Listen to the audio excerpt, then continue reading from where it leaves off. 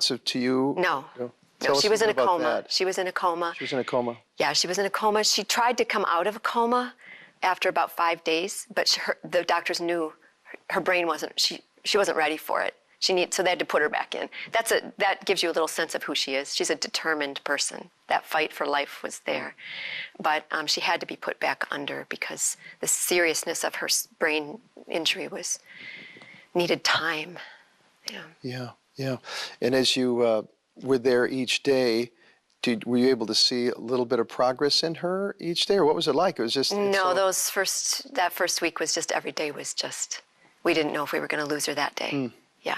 Because, there are monitors everywhere, but she's plugged in to so many things. But the one you kept your eye on was the brain pressure. And you would watch that, and you didn't know when it would sometimes just go spiking high. And what that meant was, brain damage and potential, death, if it didn't come back down. And that would happen every day, and the doctors would rush in and they'd try to do something for her, and many times they'd get it back down, but then the next day it'd go back up, or 3 hours later it would go back up.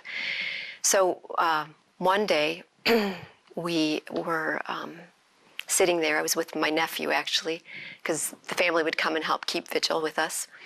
And it happened again. The brain pressure's up, spiking to dangerous levels. And of course, the doctors are in, a couple nurses are in, and they're doing their thing.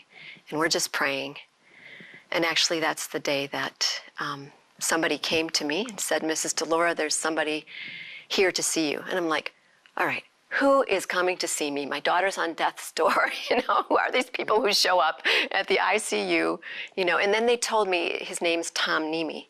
And I had heard of Tom's name before. I knew that he had a healing ministry, and I knew that he had been connected with some of the women that Angela had been connected with at school.